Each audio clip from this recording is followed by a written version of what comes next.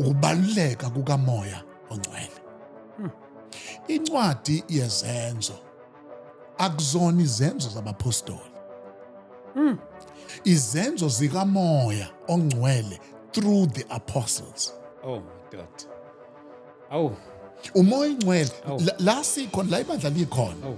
Kufanele kube ukwenza kukaMoya oNgcwele through the apostles, through the preachers, through the yabona. Uma simlandela akalandelwa yithi, usilandela yena ngathi. Yo.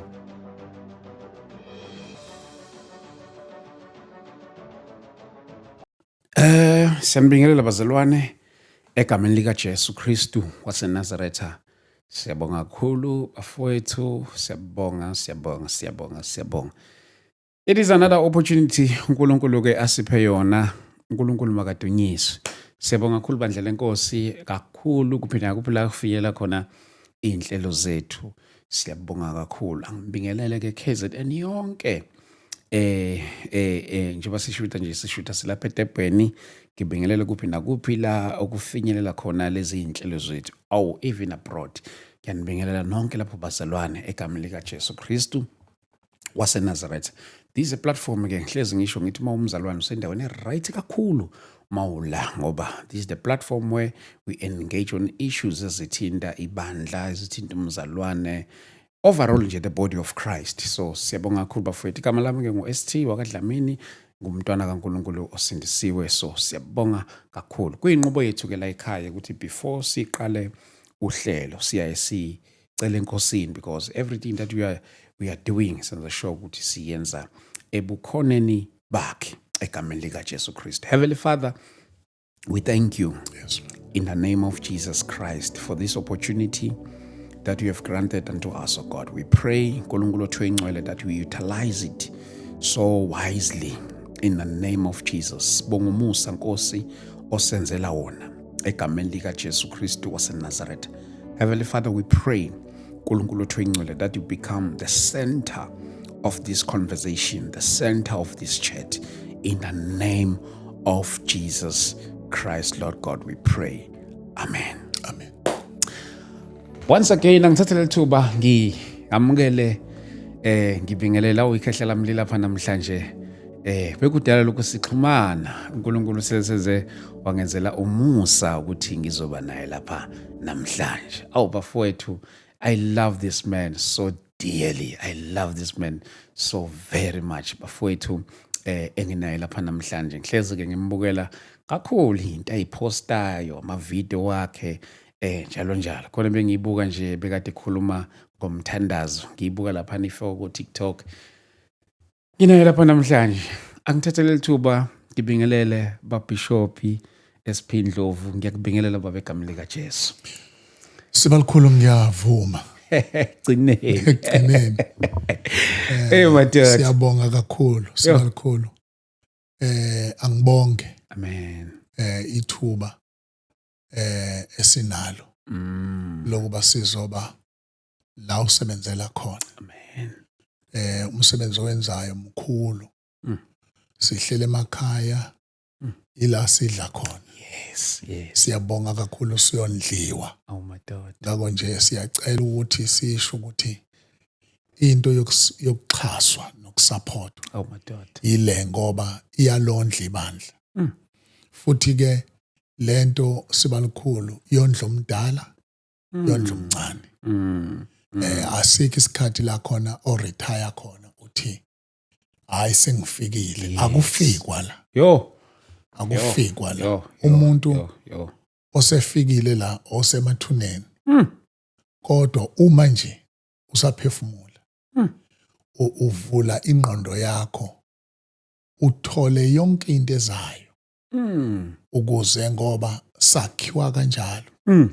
Uhambo lomuntu noNkulunkulu kalupheli. Luphela mhla umuntu inyama yakhe ingene emathuneni. Kuba ukuthi ke akusezokuqhutshekwa nokusetshenzwa impilo yalomuntu. Madoda. Kodwa nje mawusaphefumula uvuka, uNkulunkulu unento azokwakha ngayo. namhlanje. Ngiyasibongela kakhulu. Hey madod, siyabonga kakhulu baba, siyabonga kakhulu. Thank you so much. Sizoba nanenkonzo bazalwane. I think nike nayibona iposter yakhona noma nje yes ama details akhona. Sizobe sisemkhumbane. Ubishop ke ngamfonela ngathumela isimemo ukuba siyacela uba siyoba lapha emkhumbane sonke ngomhla ka2 May. Kwabahlala eThekwini ngeke bangawazi umkhumbane kulenga ku Richview. Ila siyobe sikhona under isihloko esithi inkonzo kamoya. Mhlambe ke ake ngithi nje inkonzo kahle kahle, inkonzo kamoya ongcwele. Inkonzo kamoya ongcwele, so you are all invited. Bazalwane, you are all invited. So njengoba silapha sobe silapha mhlawumbe you wanna know more about the Holy Spirit. You wanna know more about the move of the Holy Spirit. I recommend this service for you. Please do come. If you're around Durban, please do join us. Why not? Since we'll be joined by people who will be traveling from outside the province. Abazobe benathi lapha ngalo lasuku. Khulu nansi into kamoya engcwele engithanda ukuthi esiya kuyona njengoba siya lapha eThekwini and ngithanda ukubonga uNkulunkulu kakhulu ukuthi nje akubeke enhlizweni yakho kuba uvume ukuthole kuyinto engenzima ukuthi uzoba nathi lapha na uma ngicela mkhulu ukuthi ngiyacela ukuthi ke sizoba sonke lapha na emkhumbane lapha eThekwini and ngicela ukumema phambi kwenu futhi nasegoli ngo-October 31 ama details wakhona azophuma isikhathi siqhubeka. Maye ngafikanga nibuze yena. Yes, but ke ukusihlanganiseke for namhlanje okwangomhla ka2 umhla ka2 uMay. Cool. Intene inkonzo kamoya. Mhlambe angazi mhlambe emkhulu uzobona nawe ibuild up yakho uma suke sikhuluma nje ngento kuthiwa nje inkonzo kamoya. Ngiyabuka ukuthi mhlambe ngibuka ama video akudala lamabandla amadala kwakuthiwa hayi yabona ke manje inkonzo kamoya kokuthi mhlambe kwenziwa izinto ezihlukahlukene. Uma suke sikhuluma mhlambe umkhulu uma wasifundisa namhlanje ngeministry kamoya ongcwele, mhlambe masizongena kuyona ukupreparela umhlangano wethu wangomhla ka2 olaphana eThekwini njengoba sibe sihlangene lapha na eHlalama. Mntanami, umoya ongcwele akakwazi ukusala ngaphandle empilweni yomzalwane. Akakwazi ukusala ngaphandle ekukhonzeni kwebandla. Sure. Uma ngingasho ngiqinisekise akwenzeki lutho ngaphandle kwakhe. Umoya ongcwele kufanele ukuba agcizelelwe ukuba abazalwane ibandla likaKristu alimaze. Khumbula ukuthi uye okufaka emzimbeni. Emzimbeni awuyiswa intshumayelo. Madoda. Emzimbeni uyiswa umoya ongcwele. Esebenza ngezwi. Inkosi yami. Uma kushunyayelwa umoya ongcwele engekho, sifana nabantu abaxoxelana indaba. Uma kukhulunywa ngenkonzo, it's when umoya ongcwele involved. Futhi kunguye othatha indawo enkulu kuloko kwenziwayo. Uma singakhumbula kahle, singabona ukuthi ngenxa yokugcizelelwa kwakhe, ngoba umoya ongcwele into emenza kube ngathi ucashile nokuthi engathi akanakiwe, ukuthi akafakazi ngaye, ufakaza ngoKristu. Ufakaza ngoNkulunkulu ezinhlizweni zalabantu abakholwayo.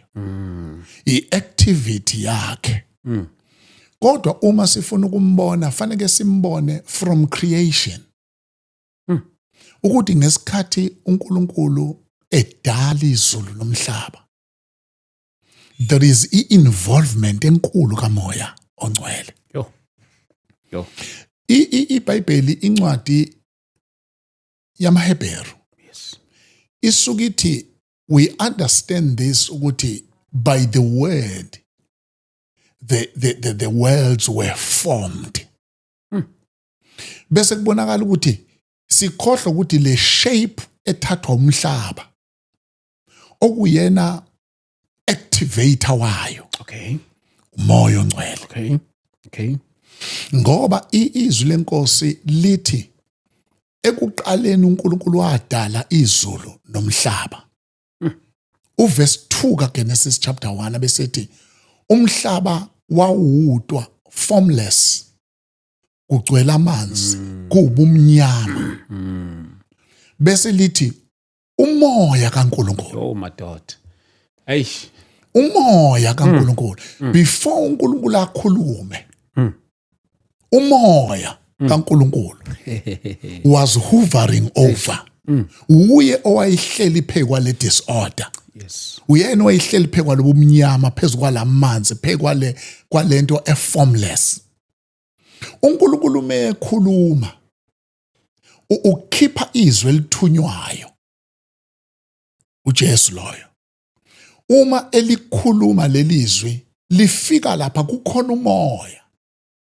Umoya lo othi give effect kulento ekhulunyiwe. Ngale kukamoya ukukhuluma kunjengokuxoxelana indaba. Yo madoda. Akekho umuntu ongaphenduka ezonweni zakhe ephendula ukuthi uxoxelwe indaba. There has to be umoya ongcwele okuyena othatha lelizwi ngoba uma ufunda kwiNyuthe kuthiwa he convicts. He convicts the world of sin. Uyena lo nje ukubona umuntu ekhala ezozinikela. Ngoba kuthiwa izwi liyinkemba kamoya. Akuyona inkemba yalo shumayelayo. Inkemba kamoya. So lo shumayelayo fanele abe kumoya. Okay. Ukuze umoya athathe lokukhuluma. Okay. Abese yogwaza ngayo inhliziyo. Okay. Njengoba lithi iBhayibheli bakhala encwadini yezenzo chapter 2. Bakhala badabuka inhliziyo. Babengadatshulwa intshumayelo. Umoya esebenzisa izwi. So ke ukuba uJesu ke uyakubalula indaba kamoya ongcwele. Naye uma efika emhlabeni. Okay. Ngoba uma eya emanzini eJordan eyobhajadiswa. Uyobhajadiswa uma efika emanzini efakwa emanzini. Uma ebuJohane emkhipha emanzini. Kuvuleka izulu. Before uNkulunkulu akhulume kwehla umoya. Eish. Interesting. Kwehla umoya uhamba phambili. Eish. Uhamba phambili uma ehla in the form of a dove wehlela phezu kaJesu. uNkulunkulu usekhuluma ngoba umoya usehlile. Uthi lo uyindodana yami. Yo madoda. Ethandeka kimi. Abesethi muzweni. Kodwa uyabona ukuthi i-role kamoya ongcwele la ekubhajadisweni kukaJesu. Ebese ichapter landela isithi uJesu egcwele umoya. Waholwa umoya. Umholele hlanu kuba yolingwa. Ibuke kwiministry kaJesu indaba kamoya ongcwele. No wonder uJesu mase ekhuluma nabafundi bakhe. Uthi don't launch your ministry. Hlalani eJerusalem. Nilindise ithembiso ngoba uyazi uJesu ukuthi akwenzeki lutho engekho. Yebo. So ke ukubaluleka kukamoya ongcwele. Incwadi yezenzo akuzona izenzo zabapostoli. Izenzo zikamoya ongcwele through the apostles. Oh madoda. Oh. Umoya ongcwele la sikhona la ibandla likhona. Oh. Kufanele kube ukwenza kukamoya ongcwele through the apostles, through the preachers, through the yabona. Yo. Ngoba uma sivala indawo yakhe siphenduka thina sifuna ukubona abantu beguquka kanti asinawo amandla okubaguqula. Uyena. So ke ukubaluleka kaMoya Ingcwele inkonzo ayikho engekho. Sure. Ningangena nihlabelele kube social gathering. Social gathering nje nihlobela amaculo lenze yonke into kodwa uma engekho ningayibizi ngenkonzo leyo ngoba ubukhona bakhe. So ke ilapho la ngifisa ukuba abazalwane bazi ukuthi kubalekile ukumazi. Uyisiqu sesithathu sikaNkulunkulu. Lento ethi isiqu sesithathu sikaNkulunkulu ayisho ukuthi ngowesithathu. Yes. Ungazama ukubamisa la bese uthi uNkulunkulu, uJesu, uMoya oNgcwele. No. Bonke bayalingana. Bayalingana ngoba kukhona uNkulunkulu. Bese kuba khona uEmmanuel. Okay. uNkulunkulu enathi. Okay. uJesu loyo. Okay. Uma usungathi kaIsaiah ithi uNkulunkulu enathi. uMoya Ingcwele uNkulunkulu ekithi. Okay. Okay. uNkulunkulu ekithi. Okay. Ngoba uma ubheka ukuhamba kaNkulunkulu, buka uIsrayeli ekhishwa eGibhithe. Ukuthi wayehamba noNkulunkulu, ehamba nomkukhona noMose. Kodwa kubantu abanyathela umhlabathi owomile olwandle olubomvu. Babili kuphela out of abantu abalinganiselwa ku 3 million. Babili kuphela bangena eKhanani. Bonke abaningi bafela ehlane. Sure. Akungenanga abantu ababili eKhanani, kwangena inqwaba yabantu kodwa kwangena abantu esibabiza ngokuthi ngama wilderness children. Abantu ababezalelwe ehlane abangalazi iGibhithe. Kodwa ababelazi iGibhithe abaningi bafa endleleni. Sure. Now, in the New Testament church, uNkulunkulu akasiholi enathi. Okay. Usihole kithi. Ekithi. Okay. Uma simlandela, akalandelwa yithi, usilandela yena ngathi. Yo. Usilandela yena ngathi. Uyabona? Iyo lento edala noma ufikelwa isikhathi sokukhathala izinto zikushaya. Uthi ufuna ukuyeka kungayekeki. Sure. Ingoba vele lento akuwena oyilandelayo, uNkulunkulu usilandela yena ekuwe. Oh, hey, it's very deep. Lendlela becomes difficult and rocky. At times very frightening. Uzukuthi kuyesabeka. Uvumelekile ukwesaba. Uvumelekile ukwethuka. Kodwa uNkulunkulu okuwe akathuswa izinto ezithusa wena. Ukwazi ukuthi athi press on wena uzwe ukuthi akusewena. Uyakwazi la kule ndlela esihambayo ye-kingdom ukuthi ulala udecide ukuthi ayikusasa ngiye enkonzweni kukhona into ezingishayile in. Umangala, abantu abaningi bamangala mebebona uNkulunkulu evusa abantu ebese bekhanseliwe. Bacabanga dlani bavuka ngamandla abo. Kanti bavuka ngoba baba ne-true Holy Spirit experience. uMoya Ingcwele ngicela sim-understand. Okay. Ukuthi akadinwa i-disorder that is in your life. Sure. Yeah. Because at the end of the day, he is waiting for the word to be spoken. Meke kwakhulunyiswe, your life begins to take shape. Yes, ngenxa obukhona bakhe. Yo. Ukwazi ukukhipha phansi kwamavundululo. Uma ngingasebenzisa though it's something that is in the Old Testament. Ukwazi ukukuvumbulula uJona uphansi kwamasaka. Yabona uphansi kwamasaka ngoba uJona kuthiwa wayecashile.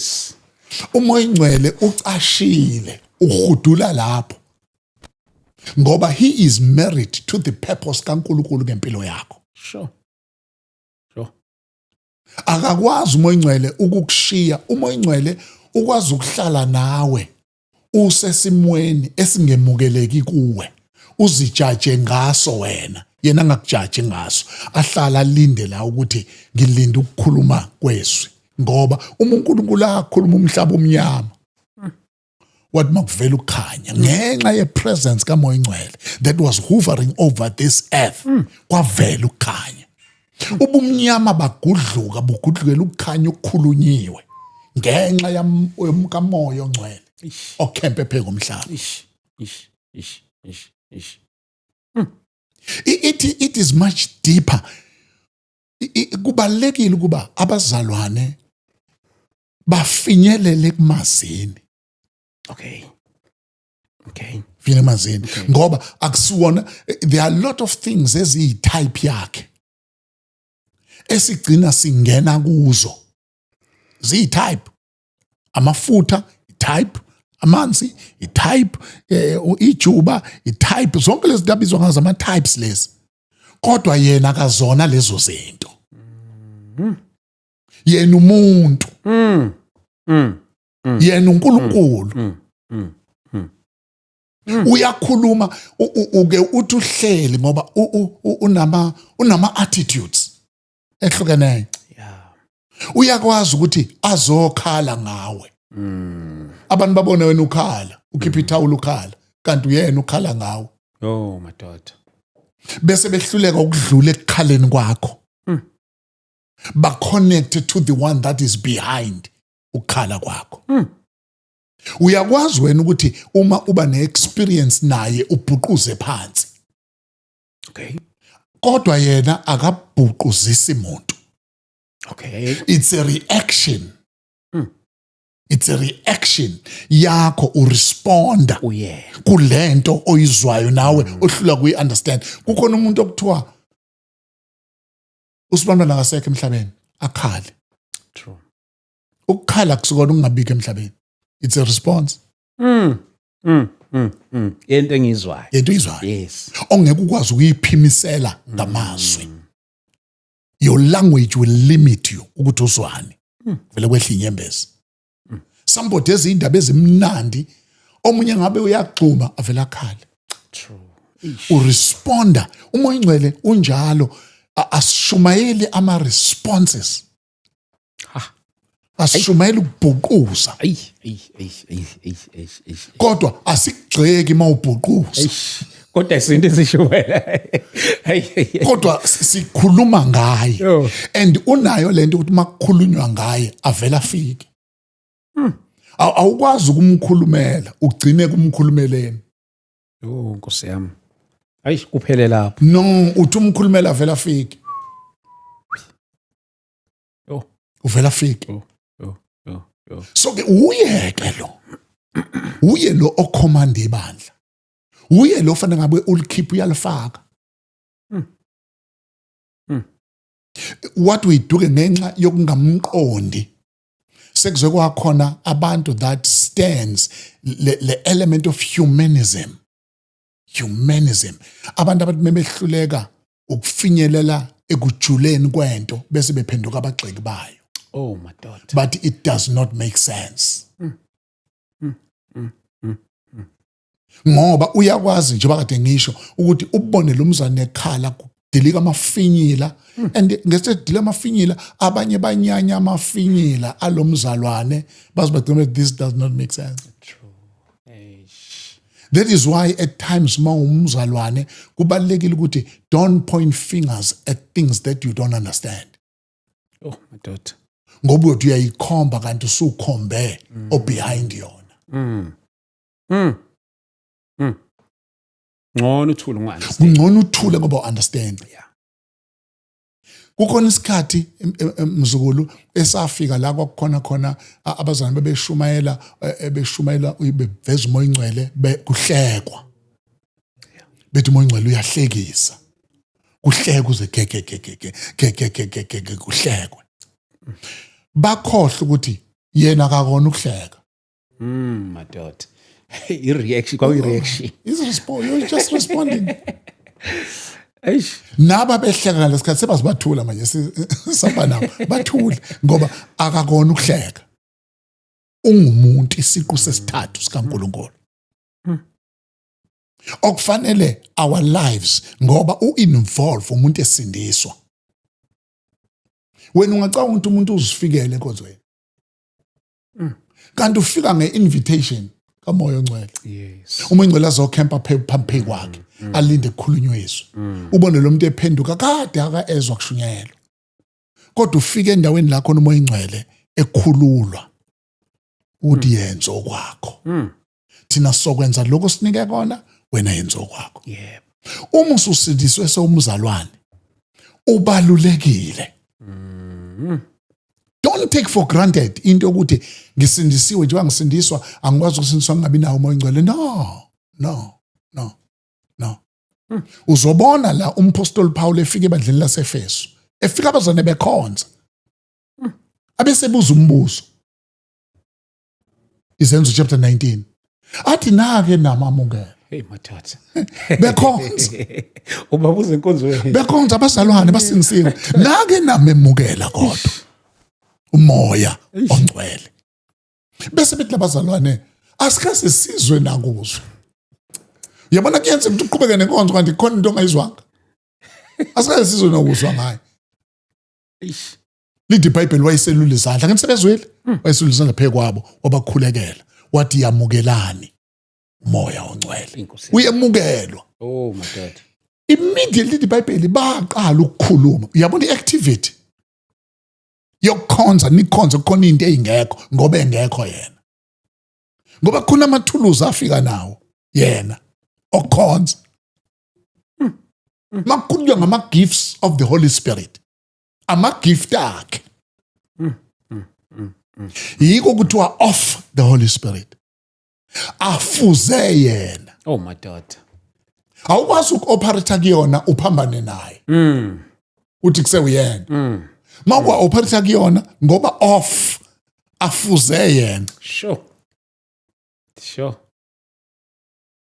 So ke ibalekile lento eyenziwayo yokuba aziswe kubazalwane, aziswe kubantu, abantu bangagcini bene relationship nesonto lakhe. Kodwa abe ne relationship nomoya oNgcwele. 2. La ibandla it's a spiritual body. Okay. Ibandla is a spiritual body. Okay. That finds expression through our physical bodies. When we come together as abazalwane, si express what we are in the spirit. Yo my God. Yo. Ay. Angijabana? Eish. It's an expression of who we are in the spirit. So ke njoba siya lapha uvela umoya spiritual sesikhona. So into enkulu manje ithi uma sila uyasilekelela kumoya oNgcwele. Ngoba uzothola ukuthi kufanele ube sebandleni. Awuyile ebandleni into engakuyisi lebandleni akuyena umoya oNgcwele. Umoya oNgcwele ukubala ebandleni, ukulindele ebandleni, uhamba nawe ebandleni, kodwa kukhona your things, your attitudes. Khona umzane engazwani naye, sengiyayeka, angisayi ngapha, sengiya ngapha. Yonke le mess oyibonayo ebandleni. Idala ukuthi our lives are not surrendered to the Holy Spirit. So therefore, siya la sithanda khona. Asila yena ethanda khona. Athanda khona. Sure. So the important thing ile yokuthi uyasilekelela ke through the process of sanctification. Okay. Process of sanctification uyasilekelela ngoba leyo nto it's a transformation. Okay. Ihamba lento izwi umoya oNgcwele. Bayalekelelana ngoba uyasetshenzwa. Njengoba ngikade ngisho asiphelile. Yes. Asiphelile. Yes. La into ezokwenza la uphuphe. Nento ezokwenza iphele into wena. It's when ungenwa i-diploma disease. Yokuthi you tell yourself that you've arrived. Yo. When you tell yourself that you've arrived, you stop being made. njengoba ubona iprocess uthi uJesu bafundi bakhe ngilandeleni ngizonenza. Ngilandeleni ngizonenza. Ngilandeleni ngizonenza. Into enkulu noma ukuyiprocess yokwenziwa into ekwenza wenziwe ukulandela. When you stop following you are no more awusanziwa. Yiko uma uSathane siyibuka ngeindlela ezimbili. Uma uSathane enza uPetro ayovimba uJesu ame phambi kwakhe athi inkosi awunakuya lapha ngoba kade befuna ukukhanda ngamatshe. Two things. uSathane usebenzisa umzimba kaPetro ngoba uJesu in as a body urelater noPetro emzimbeni.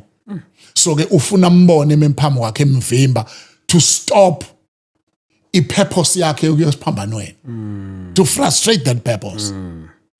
Now uJesu uyibuka kude. Akakhuza uPetro. Ngoba lento ayenzayo uPetro ilimaza uPetro kuyiprocess yokwenziwa. Sure. Uthi uJesu Sathane buyele emva kwami. Petro buyela endleleni owenziwa ngayo, wenziwa ngokungilandela. So ke umoya ongcwele nezwi basebenza in conjunction. Okay. Empilweni yethu continuously. Okay. Le process iqedwa ukuthi ukhumuke emzimbeni umzimba ungcwatshwe. Kodwa as long as unyathela umhlaba impilo yakhe iyasetshenzwa moya ongcwele eyisebenza ngezwi. Now the grace osindiswe ngayo moya ongcwele ukhona lapho. That grace ayikushi mhla usindiswa. There is a difference between justification and sanctification. Wow. Justification is when you are declared. Wow. Kodwa sanctification is the process of making you to be what you've been declared to be. Uyabizwa kuqala. Kodwa ugcini ngokubizwa. Oh my God. Bese evela uPaul esethi hambani njengokufanele ukubizwa. Usengibiziwe. Hambani ke manje njengokufanele ukubizwa kwenu. Nayo ke le jama khona. Eish. Sanctification siyasetshenzwa ke. Moya ngcwele izwi siyasetshenzwa. Moya ngcwele izwi siyasetshenzwa. Sisetshenzwa ke until njengoba ekhuluma kwabaseGalatia athi bantwana bami uPaul 4:19 bantwana bami enginemehelo ngani uKristu azabunjwe Madoda phakathi kwenu. Eish. Now when Christ is formed in you through umoya ongcwele begins to influence every area of your life. And your walk is no more your walk, it's Christ's walk. Oh madoda. It's Christ's walk. It's Christ's walk. Ngenxa kamoya. Ngenxa moya ngcwele. Yes. That is why kuzothola ukuthi sabazalwane abathi noma ekhubekile indaba yokukhubeka kwakhe uyozaqala ukukhululeka emva komhlangano. Hayi ngizonihlanganisa ukuze into niyikhulume ubungane. Oh madoda. Yo. Ubungane umuntu esayingahamba ehlambuluke bamhlangano. Ngaba akafiki la yakhona. Khaba kambe kufika isikhathi la khona ozwa uxolo umuntu engaxolisile. Okay. Uzomrelease. Kangoba kwesikhathi uzusho ukuthi I understand uyingane uzokhula. Lento esho njalo kusho ngoba you are no more there. Nawe wakwaba njalo. Kodwa as you grow umoya ngcwele ngoba i-process of sanctification leads us to maturity. It leads us to maturity. Sure. Yo. Isilidela ekutheni. Hey angazi lento ngisho. Yo. Isilidela ekutheni uJesu esehamba umhlaba yonke indawo la ehamba khona impilo yami kuba ngenza intando kaBaba. Yes. Mina nje intando kaBaba iyona engiyenzayo engikhulumayo ikuzwe kuBaba engikwenzayo ngikubone kuBaba. Kodwa mayifika eGetsemane end of his journey they still war. Eva dad. eseGetsemane Eish. there is still war. Uthandaza izithukuthuku ziconsele phansi engathi ezegazi. Thanda zokuthi baba masidlule. Kukhona lento ethi no more. Kodwa abese ejiketha kungabi intando yami. Lento ethi akungabi intando yami ukungenelela kukamoya ngcwele. Umoya ingcwele okwenza ufuna ukwenza intando noma izolimaza wena. Sure. Yo. Otherwise ngamaKristu we enjoy comfort zones. Yo. We enjoy comfort zones. Ezinye zezinto ezidala ingabonakala demonstration of the kingdom on earth. Ukuthi njengamakholwa sinyathela carefully. We don't want to offend people. So uyabona manje ukuthi sahamba ngokuthi abantu ababe pleased ngathi.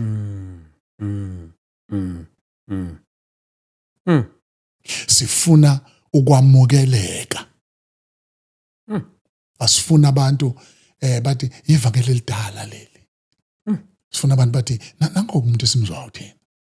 Yeah. Nango umuntu esimzwayo. Yeah. I'm not saying ukuthi abantu bayakuzwa. Yes. Ukuthi awenzi khona.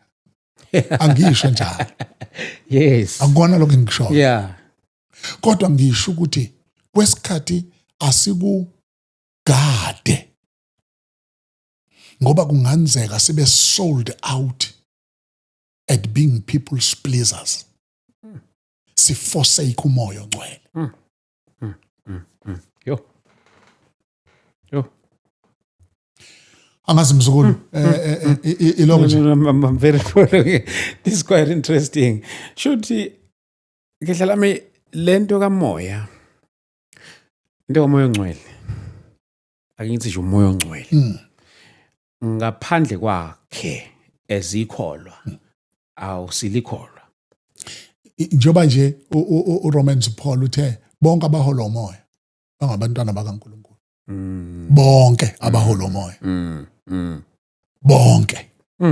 It's not an option ukuthi hayi ngikhetha mina. Yeah. No. Eish. Shubo kahle is sign Holy Spirit.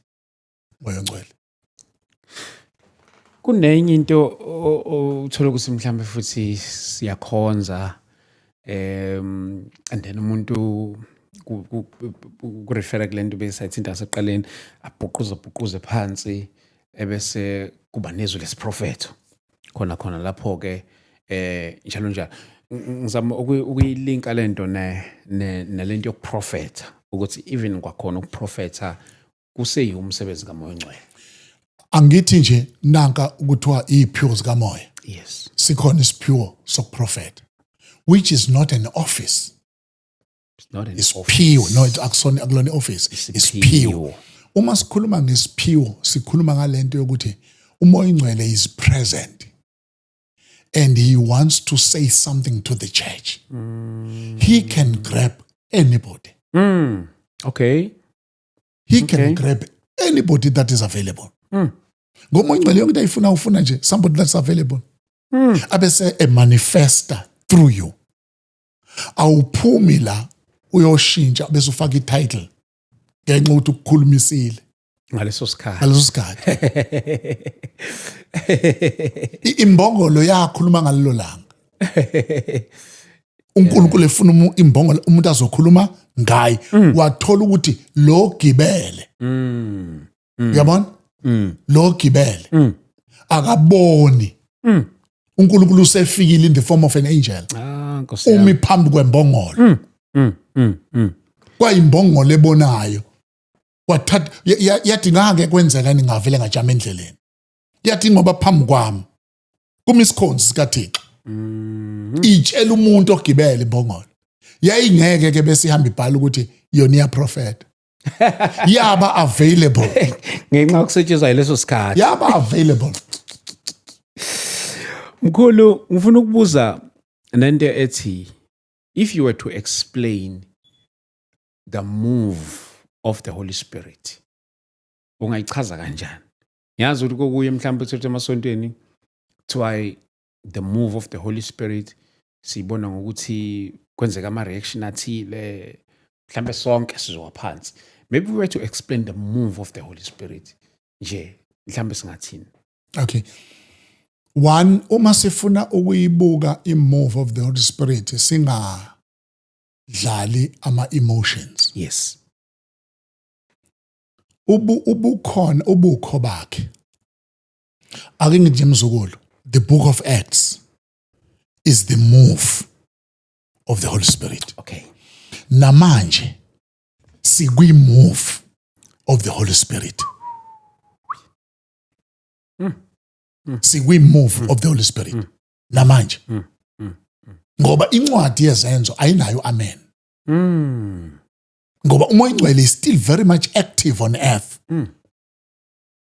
Sikuyo i-move of the Holy Spirit. Now, asithatheke manje masingena enkonzweni. Vele fanele sazi ukuthi kwa setup esiya kuyo. Angithi yabona? Yes. Siqhutshwa uye. Sikuye uhamba ngathi uyohlangana ngathi. Abeseze expressa ngeindlela ezehlukeneyo in the form of the gifts. Yes. Asukuma umunye afundise. That's the move of the Holy Spirit. Akuyona imove yalo muntu oshumayelayo. It's the move of the Holy Spirit. In actual fact, the one that has made people to sit down and listen uyena umoya ongcwele. Uhleli ngathi uzilalele kulo akhuluma ngaye. Ngesikhathi uthi amen angoba kumnandi emadlebeni. Ingoba lo ngaphakathi uthi ngivumelana. Sizirobha thina ngoba we've changed izindlu zamasonto. Sazenza ama-entertainment centers. Where sizigitaza khona ngamaculo ehlukeneyo. Dance. Angithi yabona? La ekudanseni kodwa ubona ukuthi ngoba yonke into eyenziwayo in the presence of the Holy Spirit must have an impact. Okay. Alikho iculo ofanele liculwe kube iculo eliculiwe. Lela culo angithi yabona nje uma ekusukumisa uthi uPaul kunjani phoba zamanbuthana. Yilowo nalo ayinonke.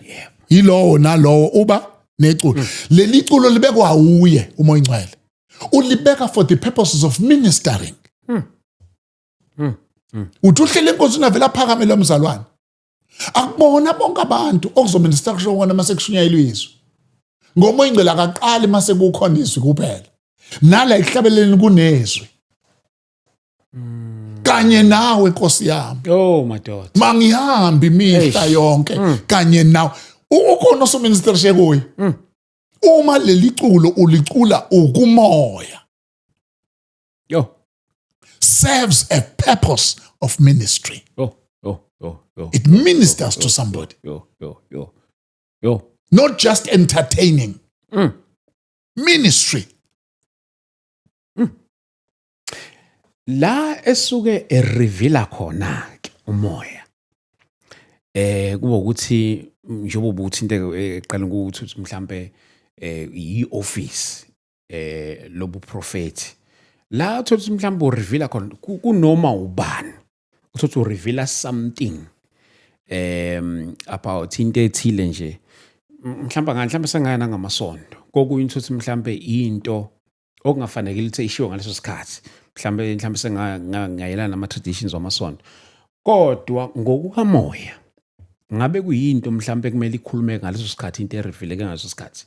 Angithi ke futhi fanele kumazi ukuthi ugqoka ibhantshi elimabalabala. Sure. He is a spirit of wisdom. Spirit of wisdom. Ngoba lento esikhuluma ngayo akusiyo into yesonto. Lento esikhuluma ngayo akusiyona into yemizwa. Okay. Lento esikhuluma ngayo akusiyona into enegama lomuntu. Sishawa ukuthi uma umuntu efika engena ingena inkonzo Nkosi sihlangene Oh, sisendlini yakho. oh. Umbuzo omkhulu uthi, do we all open up ourselves for ukusebenza kukaMoya Ingcwele at that time? Sure. Noma we stay closed until kubuko yoshumayela. Bese yonke lento besiyenza la ingakwenzi lutho. Ake ngithi mzukulu. Umzali nomzalwane akathi mangabe eya phakathi kwabazali for fellowship. Aye ethi ngikulindele Nkosi Oh, Nkosi yami. ukuthi uzoshukumisa impilo yami. Angilindele usibanibani. Ngilindele wena Nkosi. Ngoba uNkulunkulu uMoya Ingcwele uses whomever he chooses to use. Sure. Akahambi ngamagama abantu. Akahambi ngama-titles abantu. Ufuna those that are available to him. That is why such teachings ziyasisiza ngoba they conscientize abazalwane about lo muntu okhohlakalayo makungenwe enkonzweni. About lo muntu esesimkhohliwe even in our lives. Ngoba uyazi mzukulu, ukuphumela ngemoto Yes. uhamba Yes. ubheke la ubheke khona. Uthi uphuma ngesikhathi uphuma la uphuma usuyidwebile imap in your mind ukuthi uzophuma ubhekephi. True. True. Uthi uthatha le ndlela oyidecidile. Kube khona uthi jika. Uma ungekho conscious of the presence yakhe in your life, uhamba ngaleyo ndlela ozihlelele yona. Hayi uthi awuzukufika. Kodwa ezinye zezindlela asondela ngazo ukuba azokufundisa to hear him. Ngoba in-challenge esingaba nayo eyokuthi athe khona kodwa ayeka nganakwa. Yiko kukhona amavesi athi ungamcunuli. Yabona? Ngamcunuli ngoba kungenzeka abe khona kodwa indlela wena wenza ngayo izinto. Kuthola ukuthi he is in your life. Akezele lokakuzele. Yena ubezele to be a president of your life. Wena umgcila as a resident. Eish. When you drive, yena uyipassenger. Kanti uzele to drive. Eish madoda. Eish. So ke kufuneka lapha eziphweni njengebandla laseKorinte. uPaul nje bekhuluma nebandla laseKorinte eluleka zikhona izipho kodwa kuyaxokozela. Sure. Ngoba izipho zikubantu abayingane as far as ukukhula. Masikhuluma ngokukhula asisho ngolwazi olugcwele ikhanda. Sikhuluma ngezwi olitholile uMoya Ingcwele walisebenzisa to change your life. To change your life. Yeah. Into yokwazi ukuthi noma uMoya Ingcwele ngathi kunje kodwa through the spirit of wisdom abesethi but it's not time yet. Yo madoda. Eish. Yabona angithi yayibona kuAbraham. uAbraham la phansi uthe uNkulunkulu Abraham thatha indodana yakho ukhuphuke nawe uye entabeni uyoyenza umhlatshelo okushiswa. uAbraham ukhuphuka la uyazi uyapi. Into ayenza ukunquma indodana yakhe ayibase ngomlilo. Sure. Waqala intaba wakhuphuka uphethe yonke imaterial awusebenza ngayo. Kodwa mayefika phezulu angithi abona manje uthi ireship yakho naye mayihamba inqamuka uyokwenza izinto egameni lakhe kanti ubesethe no. Mayisefika lapha esebeka izinkuni wenza umuntu oyithatha indodana ayibeka la wakhipha umbese uthi Abraham ngabe samlimaza umntwana. Usungase wena usengase uAbraham manje abhayinde uSathane. Athi Sathane ufuna ngibuyele emva ngayenzanga into engithiwa ngizoyenza. Emzwile mina uthe. Kanti iphimbo ihamba iphimbo. Hamba iphimbo lakhe ngoba ungenzeka uphume uyele athi endleleni athi ajeka. It's not time yet. It's not time yet. Yo, kahle la uNkulunkulu siyambonga kakhulu. Ngizofisa ngelinye ilanga umuntu aphinda abuye lapha eThekwini. Ngifisa ke sizokuprofile ngoba ke sithola uhambo lwakho noNkulunkulu. Amen. Ngiyazi ukuthi ngakubona kudala uShumayela kwakuse ECC babasase lapha ku Smith kwakune prayer ekudala kakhulu. Usho ngesikhathi uthi usuneminyaka ngaso uthi iminyaka mingaki, I think okhuluma ngo 20 something noma 30 something years uShumayela. So that's years ago. Yes. So njengamanje masikhuluma mingaki iminyaka uShumayela mkhulu? Ihlangene u40 manje. 40 years. Ihlangene u40. uShumayela Vangeli. Ihlangene u40. Ayibafowethu abona ukuthi lena ngizuyithatha lena ke sizoyixoxa ngeke sibukele uhambo lukaNkulunkulu kanye nekhehla lami lapha eminyaka emingaka eShumayela. Imagine 40 years. Angazala ngisho ukuzalwa. So no siyabonga kakhulu khehla lami mhlawumbe makhona ubungafisa nokuku-eda kulokho and then ke bese nawe kuba ukuziconfirmela nje khehla lami indaba yangomhla ka2. Hayi ngiyafisa ukuyiconfirm ukuthi mhla ka2 May. Yes. Singalenzi iphutha. Umkhumane hall mncane kakhulu. Hey madoda. Mncane kakhulu. Eish. Bengifisa ukuba ake si create inkinga enhle. Yokuthi sigcwale emkhumbane sime ngaphandle. Yo. Kufunwa izitulo zibekwe ngaphandle, kufunwa ama screens abekwe ngaphandle. Siyitheku ake senze into. Yo. And ngiyanithembisa Yo. balandeli balolu hlelo. Yo.